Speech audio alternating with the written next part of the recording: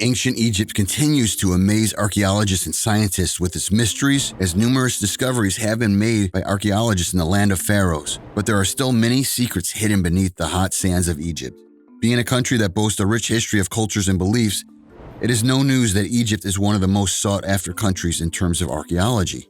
As scientists, we keep an open mind, but we have to base our ideas about the past based on archaeological evidence. This is a popular quote from renowned Egyptian archaeologist Zahi Hawass. Discoveries made by archaeologists so far say a lot about ancient civilizations, and while there is a lot we already know about Egyptians, there is still a lot more we don't. Join us as we delve into the terrains of the Egyptian hot sand, unraveling mysteries that leave scientists terrified. While talking about shocking archaeological discoveries made in Egypt, it is almost impossible not to make mention of the infamous King Tutankhamun's tomb, a discovery that keeps scientists on their toes for years. Let us find out how explorers uncovered this Egyptian resting place that got the whole world talking. The discovery was made by a British archaeologist named Howard Carter on the 4th of November, 1922. The air was hot and musty as explorers made a hole in the plaster-filled doorway of the ancient Egyptian tomb. During the expedition, Carter held up a candle to peer inside the hole. The light flashed on golden objects. Unknown to him at first that what he found would soon be one of the most famous archaeological discoveries of all time.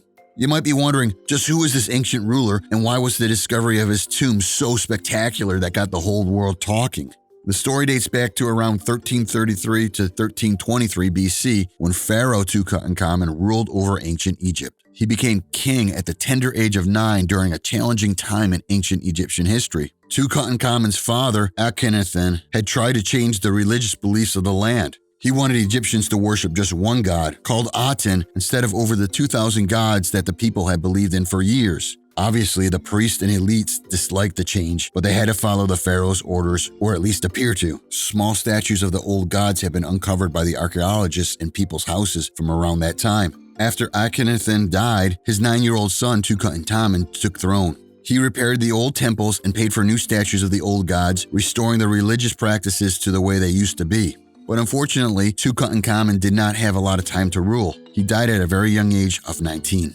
As king, Tutankhamun had participated in religious ceremonies and festivals, learned how to ride horses and drive chariots, gone on hunting trips, and trained in military skills. Experts are uncertain about the cause of his death, whether it was caused by a mosquito-borne illness, an injury from a chariot crash, a bone disease, or some combination of this. Whatever the reason, Tutankhamun did not leave behind any children, so the throne went to his advisor, Ai.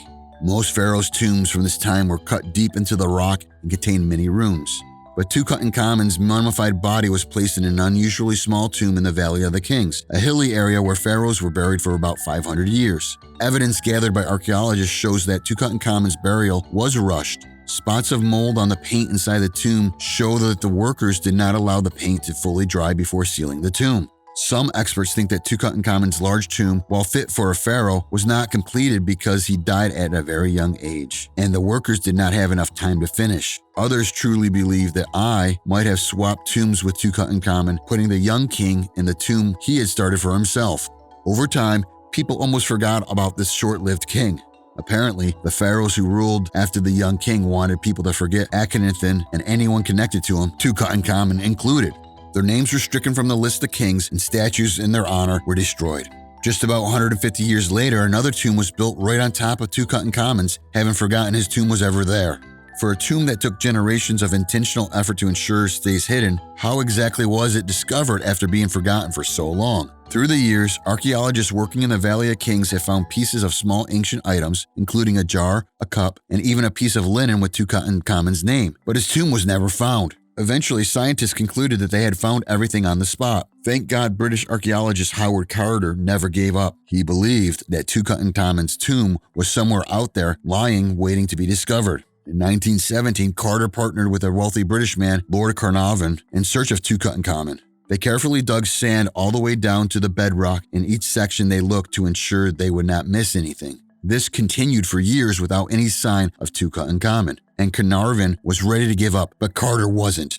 Zahi Hawass would say, anyone can like their job, but to love your job is not enough. You must give your passion to your job. Carter was so passionate about his job that he asked for just a few more months before putting an end to the search for the lost tomb. Fortunately for him, just 3 days after starting the latest research, the team uncovered what looked like a step buried in the sand. As they removed the sand and debris, they found more steps leading down, and finally they discovered a plastered doorway stamped with the name Tutankhamun. Here, another quote from the renowned Zahiwawas comes to mind. It makes the heart tremble when you open an undiscovered tomb. What goes inside a pharaoh's tomb? The ancient Egyptians believed that they needed to fill it with all the stuff that a ruler might need in the afterlife. And since they believed the afterlife would be a lot like normal life, they packed all sorts of things like clothing, food, beds, chariots, and games alongside their dead. Some ceremonial stuff like thrones, jewelry, and statues were also included. Hence, you would expect every ancient Egyptian tomb to come with its own treasure trove of artifacts. Carter spent almost 10 years removing more than 5,000 objects from the tomb. However, Tutankhamun's tomb was more than just a tomb. It appears there's more to the story. It was indeed an enormous task for Carter to remove, record, and preserve the thousands of objects that filled the 4 chambers of the tomb, but people were fascinated for another reason. Just 6 months after opening the tomb, Carter's wealthy founder, Lord Carnarvon, mysteriously died from an infected mosquito bite. And if that wasn't enough, when Carter gifted an object from the tomb to a friend, the man's house burned down to the ground. It was rebuilt, and then it got flooded. Some say the happenings were punishments for opening a Greek king's tomb. However, Carter lived for another 17 years. Up until now, King Tutankhamun's tomb is still the most intact royal Egyptian tomb ever found, giving historians important information about this ancient culture. Even though the pharaohs who came after Tutankhamun wanted him to be forgotten, the opposite happened, and today he is one of the most famous ancient rulers of all time. The embalming techniques of Egyptians have stood the test of time. Quite a number of mummified Egyptians have been buried for ages still remain intact when discovered. This strikes our curiosity and imagination about how skillful ancient Egyptians were, and we can only imagine the type of resources they used to achieve such a lasting technique. This new archaeological discovery takes us one step closer to finding out what the secret is. Archaeologists in Egypt announced some new discoveries at the Saqqara necropolis south of Cairo. The new discoveries included 2 big embalming workshops as well as the tomb of 2 priests. Surprisingly, the discovered workshops seem to serve different purposes. One of the workshops seemed to have been used for humans before being converted to a workshop for mummifying animals. The second one, on the other hand, was for humans only. Some other items were also discovered alongside the embalming workshop, such as mummification tools, beds, and other materials related to mummification. During the excavation, the team also stumbled on a tomb that belonged to Ne Hesut Ba, a priest who served in the 5th dynasty of the Old Kingdom about 4,500 years ago. Egyptian archaeologist Zahiwawas said, "When we find something new at Giza, we announce it to the world." The new discovery in Egypt has once again left scientists in awe as a hidden corridor 9 meters long has been discovered close to the main entrance of the 4,500-year-old Great Pyramid of Giza. The Egyptian antiquities officials state that this discovery could lead to further findings. This discovery within the pyramid, being the last of the 7 wonders of the ancient world still standing, was made under the Scan Pyramid project, and since 2015, non-invasive technology, including infrared thermography, cosmic ray imaging, and 3D simulations, have been adopted to peer inside the structure. This discovery could contribute to the knowledge about construction of the pyramid and the purpose of the gabled limestone structure that sits in front of the corridor.